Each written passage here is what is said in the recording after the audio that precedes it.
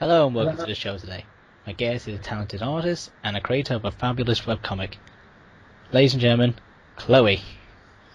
Hey, Thank you very much for coming on the show. thank you for having me. Now, of course, where I always start is at the very beginning. So, what got you into drawing? I don't know. I've always loved to draw since I was very little. And I've always had a sort of, in my class, a lot of times, everyone told me that I was the best or I drew really nicely. And I just kept going at it until when I lived in the United States, when I was around 12 years old, I got into mangas and animes, like a lot of people did. And not that it was bad, but I started copying off mangas, and it's not the best way to learn.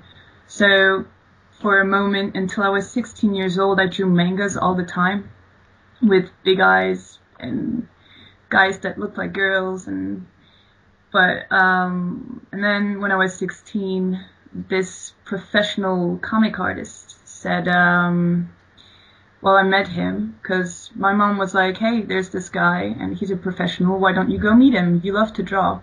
So I said, okay. And when I met him, basically he told me how bad it was. How I couldn't possibly draw a serious comic with my level. And, my mangas weren't even anatomically correct.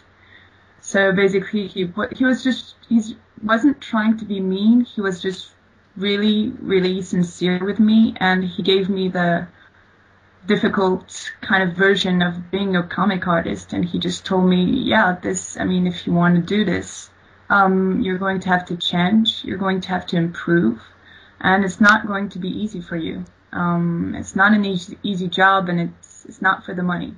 So basically the guy, kind of broke, he just made me realize that if I decided to take up on the job, that, it'll have to be a lot of work and a lot of practice. So, at the end, my mother, who heard a bit of the conversation, asked me if I was alright. And I told her, I gave her a big smile and I said, God, I feel good. And I'm gonna do comic books. That's it. I decided, because the guy, basically, he was hard on me, but he compared my drawings with the professional kinds. He saw me as an equal. He didn't see me as a little child, like my parents, when they said, oh, your drawings are really good. And it's good to hear, and it's an encouragement. But this guy knew what he was talking about, and it felt really, really good to have him just say, what he sincerely thought as a professional. So that's what got me, more than drawing, that's what got me into wanting to do comic books. And I've always loved comic books. I always loved reading them. So I started, and then after high school, I went to Belgium to an art school for 3 years, and I just continued. Well, I continued comic books. I stopped school because it wasn't for me. The teachers weren't for me, I guess.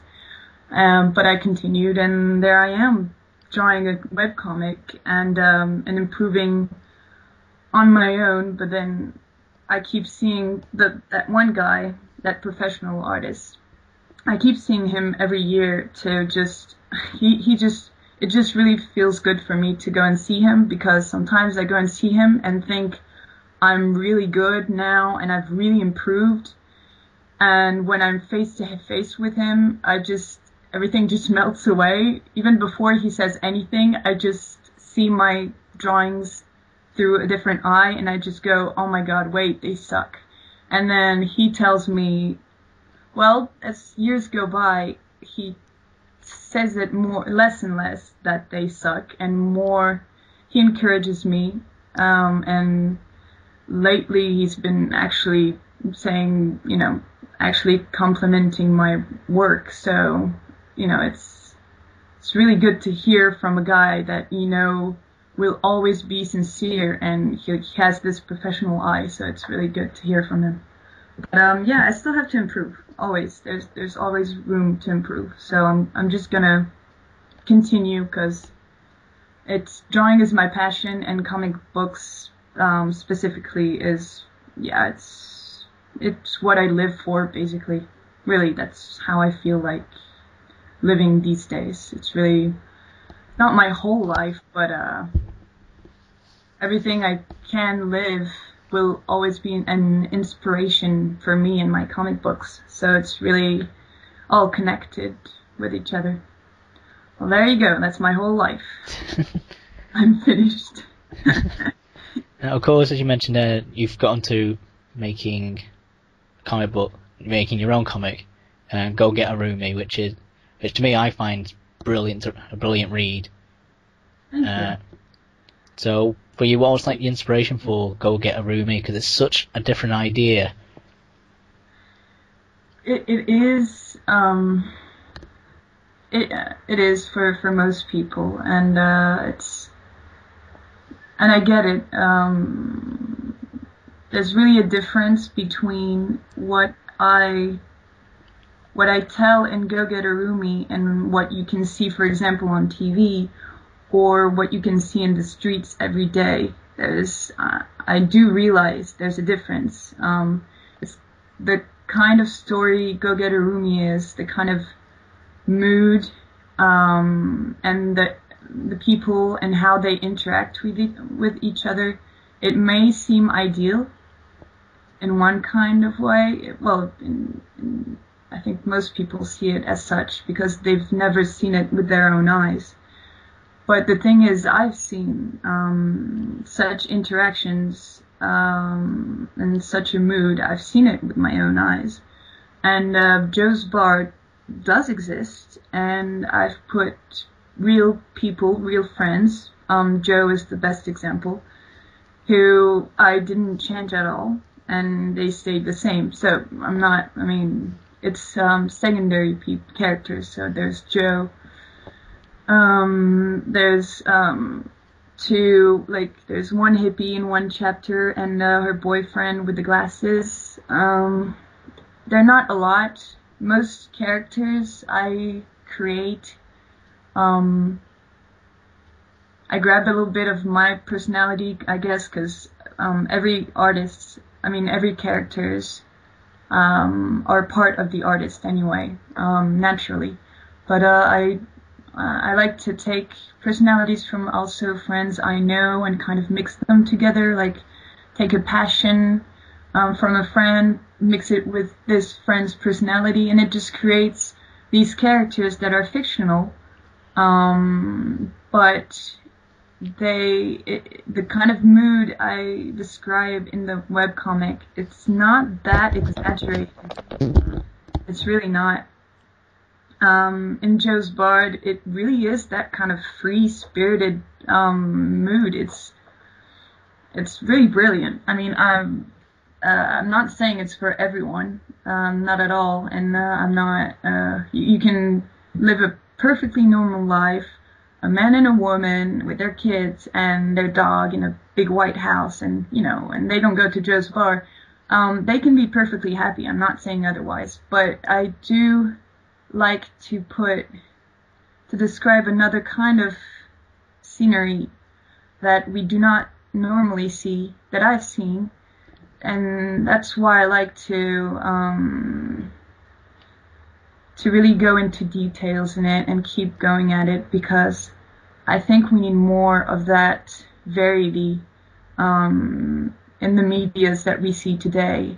I mean, I don't think it's something you'll see in, not in Cartoon Networks, because my webcomic isn't really for kids, but I mean, the kind of people that my characters in their alternative lifestyle, it's just not something, it's something that I think we see more and more.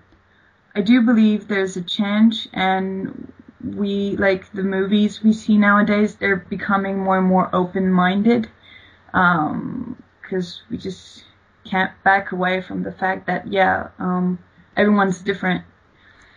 But in my webcomic, I do like to really go into that kind of free-spirited story and characters, because yeah, I think that's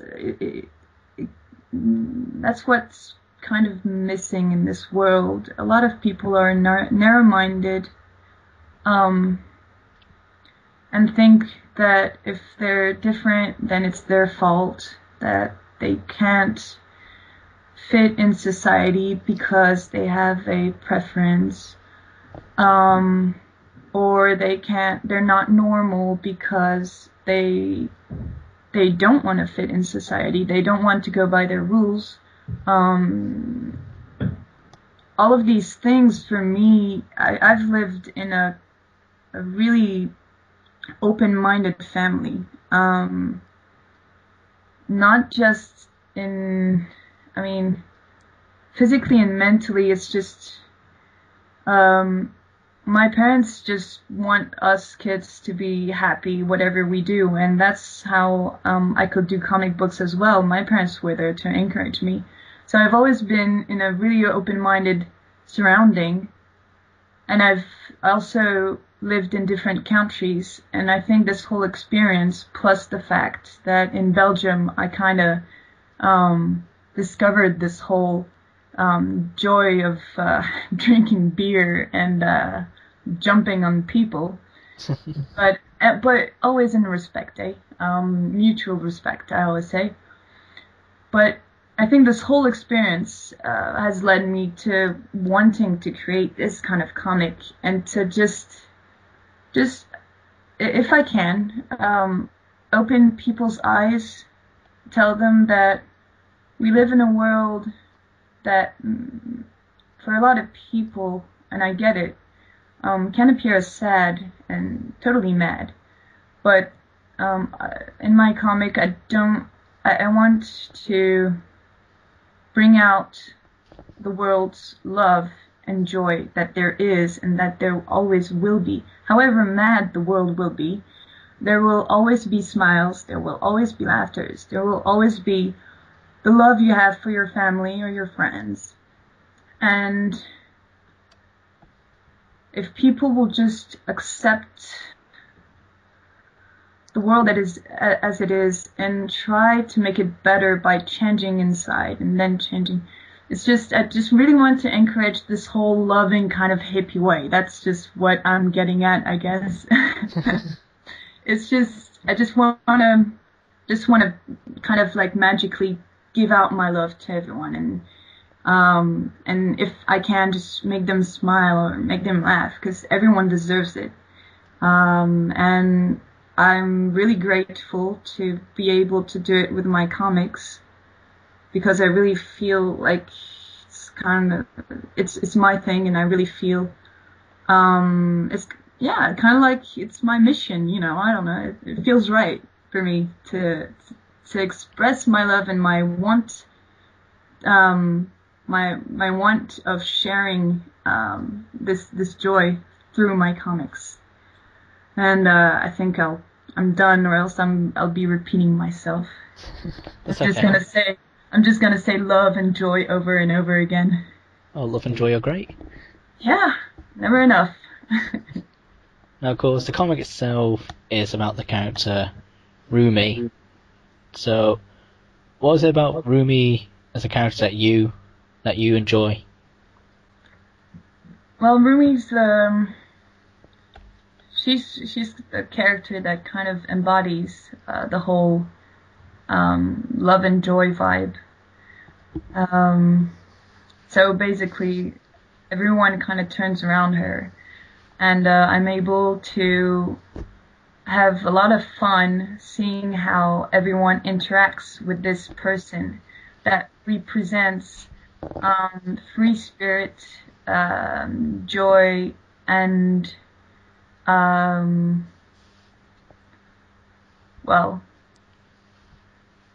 nudity. But yeah, it's really fun because then there's her whole group of friends who go to Joe's bar, so that's kind of the normal people for her.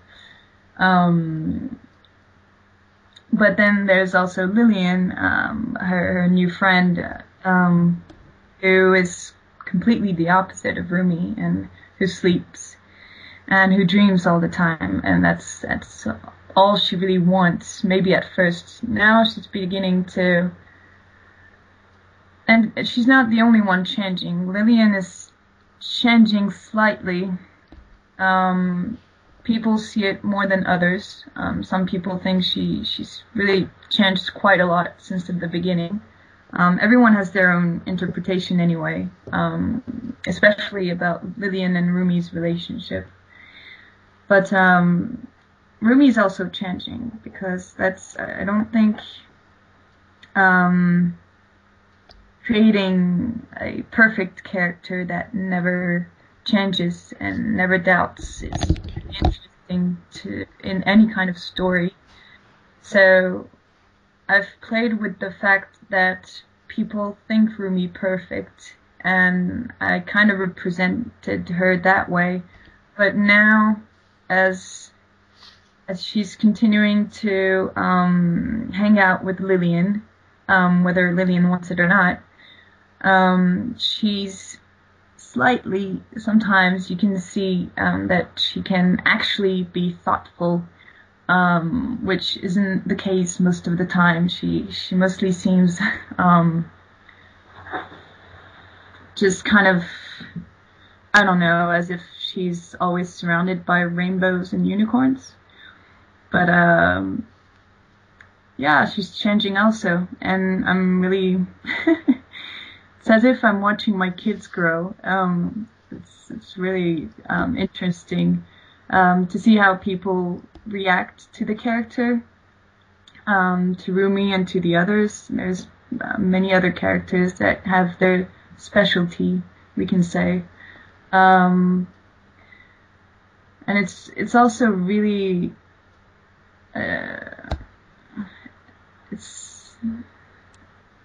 I feel really honored to know that that so many people tell me how Roomie has changed their point of view, even changed their lives slightly. I've had some pretty incredible fan mails. And it's great to, when they say, yeah, Roomie has changed this or that, and I really feel like Roomie has become this sort of almost real being, kind of like a sort of role model. Like she's a part, like she's more than just my little creation now that just came out of my head one fateful day when I wanted to share my stories at Joe's bar, basically. And now she's become really, really important to some people, and Lillian also, but and other characters. But Roomie is just, yeah, she's really special, and I'm proud of her. Kind of like a mother will be proud of her kid, really. Now, you were mentioning then about like the fans' reaction to Roomie, but I mean, how do you feel overall about the fans' reaction to the comic? I mean, you've got like, I mean, looking at your website, you got like loads of fan art as well from it. So how does that feel, knowing that the comic has been so widely accepted? It's really humbling.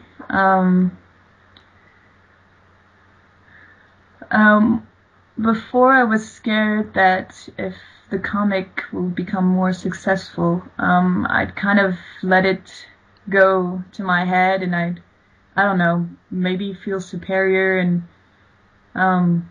feeling the fame of it all and the glory and saying, yeah, I changed lives. And but now that it's happened progressively, and thanks to Jojo, the CEO of the Hiveworks, for that, I've had help to with the growth, with Roomie's growth. Where was I? Yeah, it's but now that I've had some sort of success, I mean, I have a lot of fan mails and fan arts, even little fan fictions. People on my Tumblr sending me stuff, and if I reply to them, they'll go, "Oh my God, Bat Lesbo," my username on Tumblr. They'll go, "Bat Lesbo answered me." Oh my God, and so many feels. It's I'm still not that used to it. It's I'm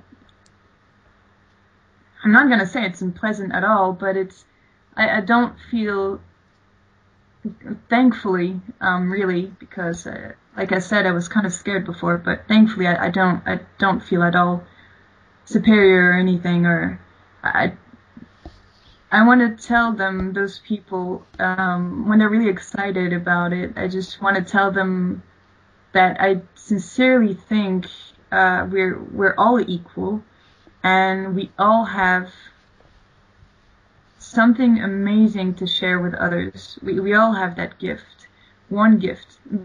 It may not be comic books for the others. I'm not saying that. It's I feel like it's comic books for me.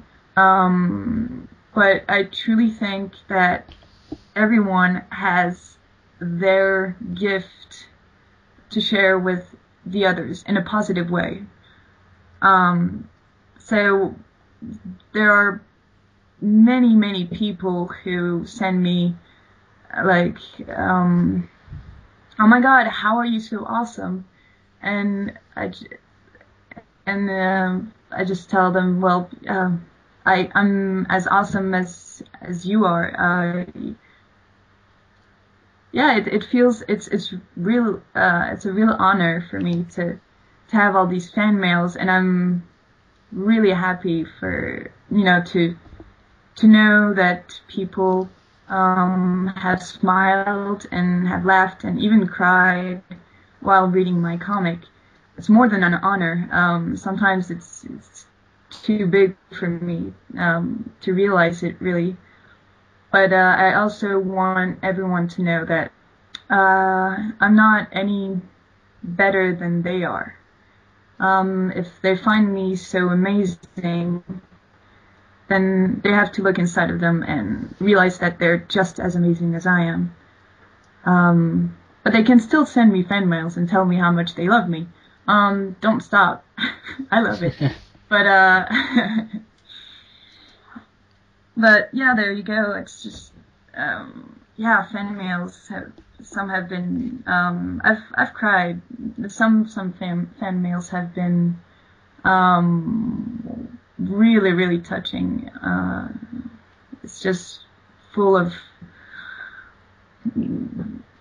love and gratefulness for the comic and how much it actually changed their lives, and how much it's mostly people who felt different mostly because of their sexual preference, and or their way of seeing the world, and just feeling more free and yeah, and thus different, and then they see the comic, they read it, and then they feel really thankful for it all, because finally they kind of, it's a relief, mostly I think, for the people who feel different, to finally see a comic that that basically is about how good being different is, or how normal being different is. So I'm really glad, and it's a real honor for me to know that I can reach people in that sort of way. Now, one thing that you got going at the moment is the Kickstarter for the first Go and Get a Roomie book. Yes. And the goal was $20,000. Yep. And I just looked before, and at the moment it's currently at 61 $1,011 total. How do you feel knowing that that your fans have lent so much support on this? I think it's like when you're at school and you've just had 300 days of school and you know that summer vacation is like in 3 days.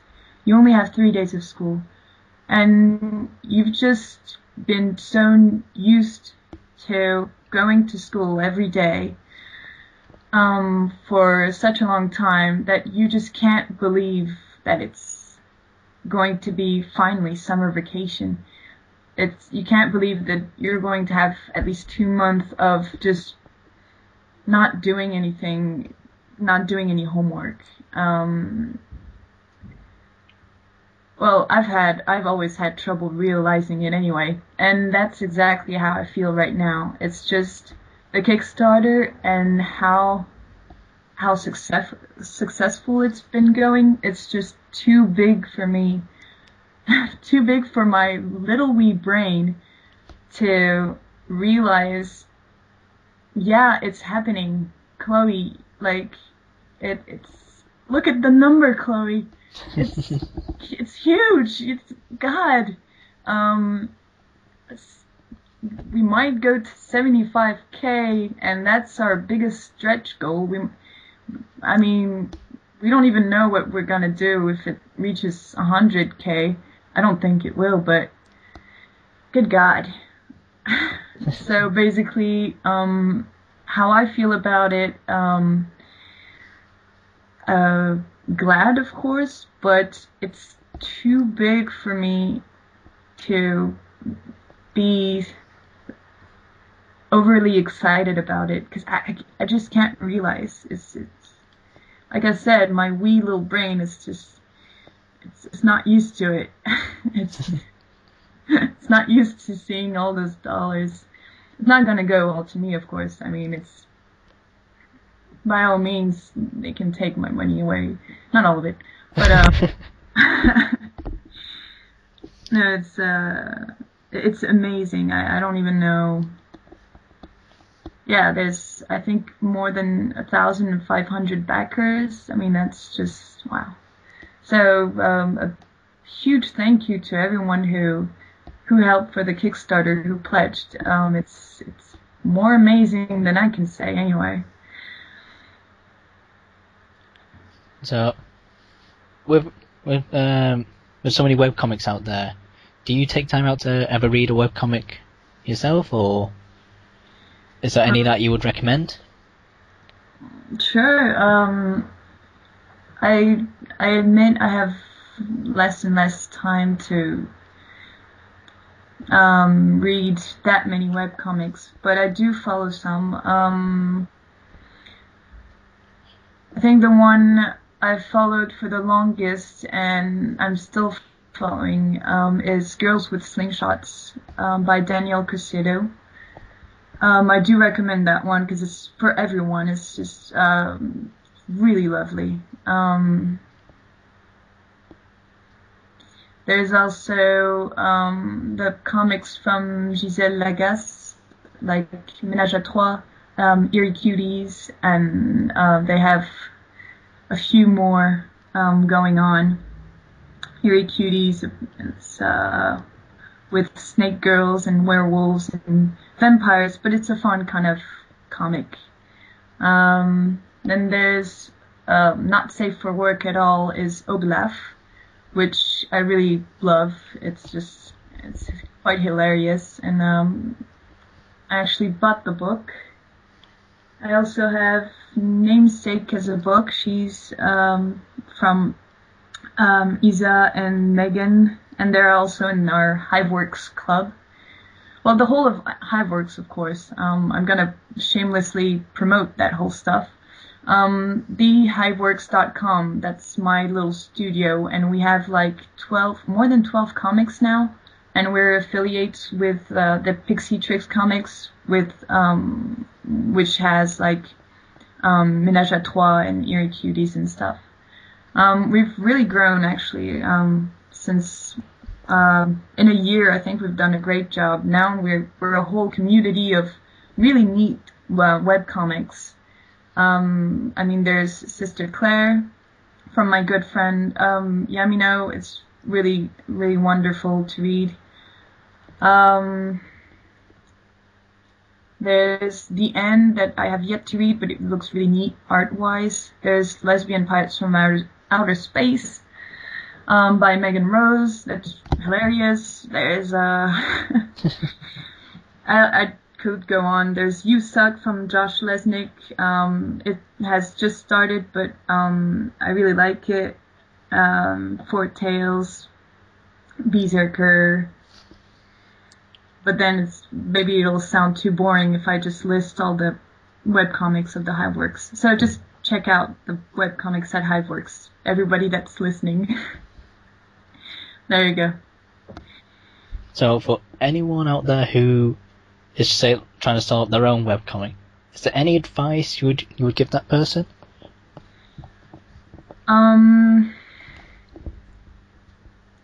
More and more people ask me that question. There's many advice, but I think the biggest one is just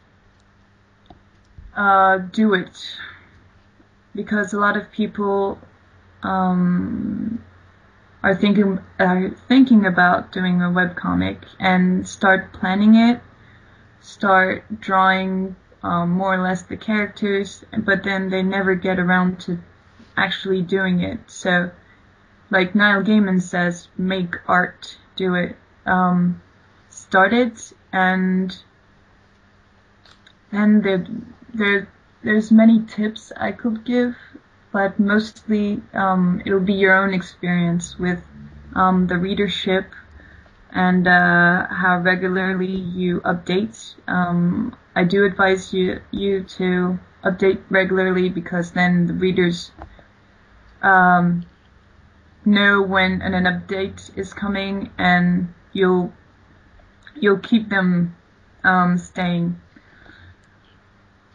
There's also, then it's everything that has to do with art. So practice sketching, practice, be open to improvement, be open to readers' critics, but there's a difference between critics and hateful comments. Critics are supposed to be helpful. You can listen to them if you wish to improve, and if you think they are right. And then there's hateful comments, which they are not here to help you. So if ever those happen, then just kind of ignore. If you want to do a webcomic, also, I'd advise you to write down the plot, at least the universe where it's set, the characters, draw them front to back, really know their faces, so many stuff. I have a list actually on gogetarumi.com, in the About page. I've listed a bit of tips for people who would like to draw webcomics. It's probably better explained there. Fair enough. Thank you for your advice, and thank you for your time, because sadly that's all we got time for today. Alright. So thank you for coming on the show. You have been a terrific guest. Thank you. So ladies and gentlemen, Chloe. Bye bye. And I've been Caboos15. Catch you next time.